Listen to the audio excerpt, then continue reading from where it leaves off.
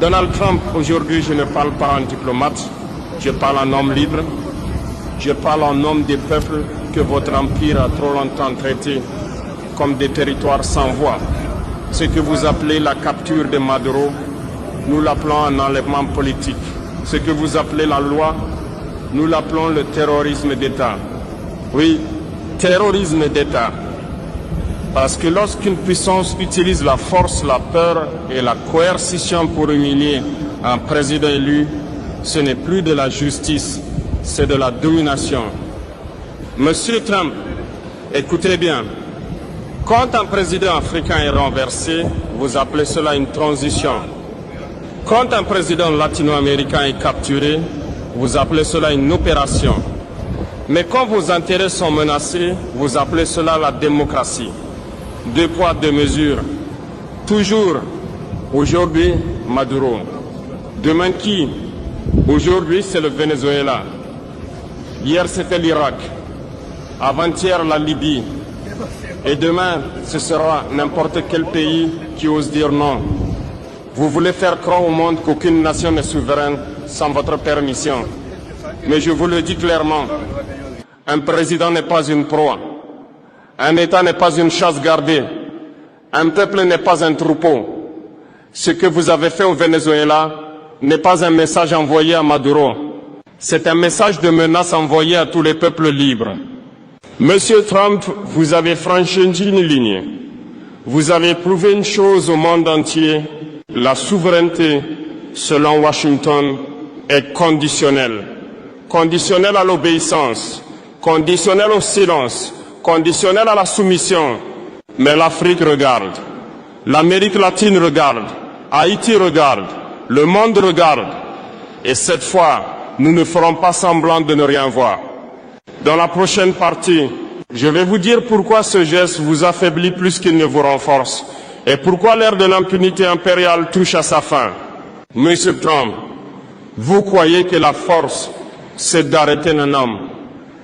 Vous croyez que la puissance, c'est d'humilier un État devant les caméras. Vous vous trompez. La vraie force, c'est d'être respecté sans menace. Et aujourd'hui, les États-Unis ne font plus peur. Ils inspirent la méfiance. Vous avez confondu autorité et intimidation. Arrêter un président étranger, ce n'est pas gouverner le monde, c'est lui dire « nous n'avons plus d'arguments, alors nous utilisons la force ». C'est l'aveu d'un empire qui n'arrive plus à convaincre. Regardez bien ce que vous avez déclenché. En capturant Maduro, vous n'avez pas isolé le Venezuela. Vous avez réveillé la mémoire collective. La mémoire de l'Amérique latine, la mémoire de l'Afrique, la mémoire d'Haïti, la mémoire de tous les peuples qui savent ce que signifie l'ingérence, le chantage, la punition. Monsieur Trump, l'histoire ne vous obéit pas. Vous pensez écrire l'histoire avec des sanctions, des drones et des menaces. Mais l'histoire, elle ne se soumet jamais longtemps. Chaque empire a cru être éternel. Chaque empire a cru être intouchable. Aucun ne l'a été. Votre message est clair et il est dangereux. Votre message dit ceci, si vous ne coopérez pas, vous serez punis. Mais ce message produit l'effet inverse. Il pousse le peuple à chercher des alternatives, à se détacher de vos systèmes, à construire sans vous. Vous avez perdu l'arme la plus puissante, la légitimité. Sans légitimité, la force devient brutalité. Sans respect, la puissance devient peur. Et la peur, Monsieur Trump, ne dure jamais. Je vous le dis sans menace, mais sans faiblesse. Ce que vous avez fait à Maduro sera étudié, analysé, retenu. Et chaque pays saura désormais que la protection américaine a un prix, la soumission totale. Je vais vous expliquer pourquoi l'Afrique ne sera plus jamais un terrain d'expérimentation et pourquoi ce monde unipolaire touche à sa fin. Monsieur Trump, pendant trop longtemps, l'Afrique a été traitée comme un terrain d'essai, un endroit où l'on teste des coups d'État, des sanctions, des dirigeants dociles et des peuples qu'on croit sans mémoire. Cette époque est terminée. Ce que vous avez fait au Venezuela, nous le reconnaissons parce que nous l'avons vécu, sous d'autres noms, avec d'autres prétextes, mais toujours avec la même logique. En Afrique, on a capturé des présidents autrement, par la dette, par la corruption imposée, par la peur fabriquée. Vous appelez cela coopération. Nous appelons cela domination. Vous avez pris nos matières premières et laissé nos peuples pauvres. Vous avez soutenu des régimes faibles pour mieux contrôler des nations riches. Et maintenant, vous vous étonnez que l'Afrique parle d'une seule voix. Monsieur Trump, écoutez ceci attentivement. L'Afrique observe la capture de Maduro comme un miroir du passé et un avertissement pour l'avenir. Si un président latino-américain peut être humilié publiquement, alors aucun président africain n'est en sécurité dans votre ordre mondial. Mais voici ce que vous n'avez pas compris. Nous ne voulons pas remplacer un maître par un autre. Nous ne voulons pas changer de chaîne. Nous voulons les briser. L'Afrique ne mendie plus. Elle s'organise, elle apprend, elle coopère autrement.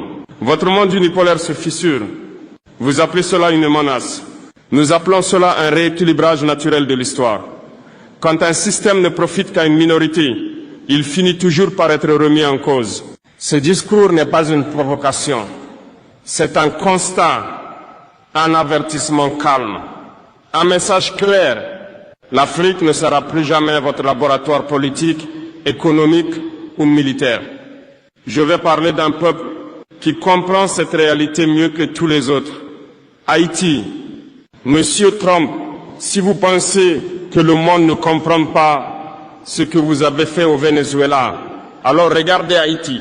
Haïti n'a pas besoin de rapport. Haïti n'a pas besoin d'analystes. Haïti a vécu ce que vous faites.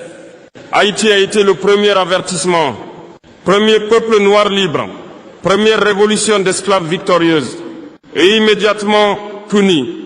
Puni pour avoir osé être libre, puni par la dette, puni par l'isolement, puni par l'ingérence permanente. Monsieur Trump, Haïti reconnaît votre méthode. Quand vous parlez de stabilité, Haïti entend occupation. Quand vous parlez de sécurité, Haïti entend contrôle. Quand vous parlez de transition, Haïti entend confiscation de souveraineté. Ce que vous avez fait à Maduro, Haïti l'a vu venir. Parce que le scénario est le même de légitimer, asphyxier, isoler puis frapper. Toujours au nom du bien, toujours au nom de la démocratie, mais jamais avec le consentement des peuples. Haïti n'est pas faible. Haïti est entravé. Ce pays n'a jamais été autorisé à respirer librement, à choisir librement, à se reconstruire sans tutelle. Et pourtant, malgré tout, Haïti tient encore. Monsieur Trump, comprenez ceci. Quand vous humiliez Maduro, vous rouvrez une blessure haïtienne. Quand vous niez la souveraineté du Venezuela, vous confirmez à Haïti qu'elle n'a jamais été considérée comme égale. Mais l'histoire a une mémoire. Les peuples que vous croyez brisés sont souvent ceux qui finissent par inspirer les autres. Haïti n'est pas un échec. Haïti est un avertissement ignoré. Monsieur Trump, ce que Washington craint le plus n'est ni un pays, ni un président, ni une armée. Ce que vous craignez, c'est l'unité. Diviser pour régner, votre vieille méthode. Pendant des décennies, vous avez opposé l'Afrique à l'Afrique, l'Amérique latine à elle-même, les Caraïbes à l'isolement. Toujours la même stratégie. Diviser, affaiblir, contrôler. Mais quelque chose a changé. Aujourd'hui, les peuples se parlent. Ils comparent leurs histoires. Ils reconnaissent les mêmes blessures. Et ils comprennent qu'ils ont été traités selon un seul et même modèle. Maduro, Haïti, l'Afrique, le même combat. Ce n'est pas une question de dirigeants. Ce n'est pas une question d'idéologie. C'est une question de dignité collective. Quand vous capturez Maduro, vous ne défiez pas seulement le Venezuela. Vous provoquez l'Afrique, Haïti, l'Amérique latine et tous ceux qui refusent désormais la soumission déguisée. Je ne parle pas de guerre. Je parle d'alignement moral, d'intelligence collective, de refus coordonné, de l'humiliation. Et cela, aucune armée ne peut l'arrêter. Je dirais clairement ce que signifie résister sans se détruire. Et pourquoi la peur change enfin de camp? Monsieur Trump, l'époque des ordres est terminée. Le monde n'est plus unipolaire. Les peuples n'attendent plus la permission pour coopérer. Ils créent des ponts sans vous demander l'autorisation. Ils échangent sans vos sanctions. Ils construisent sans vos conditions. Monsieur Trump, vous avez appris au monde que résister signifiait se battre, se déchirer, se sacrifier. C'est faux. La résistance moderne n'est pas le chaos. Ce n'est pas la violence. Ce n'est pas la haine. La vraie résistance est intelligente. Résister, c'est refuser les règles injustes sans tomber dans les pièges. C'est produire ce que l'on consomme. C'est décider sans tutelle. C'est coopérer sans permission. Vous avez gouverné par la peur, sanctions, liste noire, menaces économiques, pression diplomatique. La peur a été votre arme principale. Mais voici ce que vous n'avez pas compris. La peur fonctionne jusqu'au jour où les peuples n'ont plus rien à perdre. Et ce jour est arrivé quand un pays comprend que l'obéissance ne le protège pas, il cesse d'obéir. Quand un peuple voit qu'un président peut être capturé malgré les concessions, il comprend que la soumission est inutile. Résister, c'est se renforcer. Ce n'est pas se fermer au monde. C'est choisir ses partenaires. Ce n'est pas s'isoler. C'est se libérer du chantage. La résistance moderne est économique, culturelle, mentale. Monsieur Trump, la peur change de camp. Avant, le peuple avait peur de Washington. Aujourd'hui, Washington a peur de perdre le contrôle, peur de ne plus dicter, peur de ne plus punir, peur de devenir une puissance parmi d'autres. Ce discours n'est pas une provocation, c'est un mode d'emploi, un message clair au peuple. On peut dire non sans s'autodétruire. Monsieur Trump, vous pensez avoir affaire à des peuples dociles, à des sociétés sans mémoire. Vous vous trompez. La jeunesse voit, la jeunesse comprend. La jeunesse se souvient et surtout, la jeunesse agit. La mémoire des peuples est vivante. Haïti n'oublie pas. L'Afrique n'oublie pas. L'Amérique latine n'oublie pas. Chaque injustice, chaque enlèvement, chaque ingérence reste gravée dans les mémoires collectives. Vous pensez pouvoir effacer ces histoires avec des sanctions et des menaces. Vous vous trompez lourdement. La jeunesse connectée, éveillée et révoltée. Aujourd'hui, grâce au réseau, à la communication instantanée, à l'éducation, la jeunesse mondiale sait tout. Ils voient vos stratégies, ils voient vos doubles standards, ils voient vos manipulations et ils ne restent pas silencieux. Maduro ou Haïti, peu importe, chaque capture, chaque intervention renforce la vigilance des nouvelles générations. Chaque acte d'arrogance crée un réseau invisible d'opposition. Vous vouliez effrayer, vous avez inspiré la résistance. Monsieur Trump, écoutez bien. La mémoire collective est plus puissante que vos armes. L'histoire est plus rapide que vos sanctions. Et la jeunesse est plus organisée que vos armées. Si vous sous-estimez cela, vous sous-estimez le futur. Et le futur ne vous appartient pas. La jeunesse est le feu qui éclaire l'avenir. Ils ne connaissent pas la peur que vous vouliez imposer. Ils connaissent la vérité. Ils connaissent la solidarité. Ils connaissent le droit de dire non. Je vais vous montrer comment la solidarité des peuples du Sud commence à changer la donne. Monsieur Trump, vous croyez que vous pouvez isoler un pays. Vous croyez que vous pouvez diviser des peuples. Vous vous trompez. La vérité, c'est que les peuples du Sud se regardent maintenant en face. Ils partagent leurs expériences. Ils apprennent les uns des autres. Ils se soutiennent. Maduro et Haïti, un même signal. Ce que vous avez fait au Venezuela est un avertissement pour Haïti. Mais Haïti ne regarde pas avec peur. Haïti regarde avec compréhension. Et elle tend la main aux autres nations qui refusent de se soumettre au diktat. Afrique, Amérique latine, Caraïbes. Une même leçon. Chaque tentative d'ingérence, chaque capture politique, chaque sanction économique renforce le réseau invisible des peuples unis. Vous avez cru que la peur serait efficace. Vous avez cru que la menace suffirait. Vous avez sous-estimé la solidarité. Le Sud apprend à créer sa propre force. Ce n'est pas seulement militaire, ce n'est pas seulement économique, ce n'est pas seulement politique, c'est culturel, stratégique et moral. Les peuples partagent, se forment, coopèrent sans jamais demander votre permission. Monsieur Trump, comprenez ceci, vous n'avez pas seulement capturé un président, vous avez réveillé l'intelligence collective des peuples du Sud. Et cela, aucune sanction, aucun ultimatum, aucun discours ne pourra l'arrêter. La solidarité du Sud n'est plus un concept, c'est un fait. Chaque nation qui se libère un peu, chaque peuple qui ose dire non, renforce l'ensemble du Sud. Et chaque action unilatérale de votre part n'est plus perçue comme un avertissement, mais comme une preuve de votre faiblesse.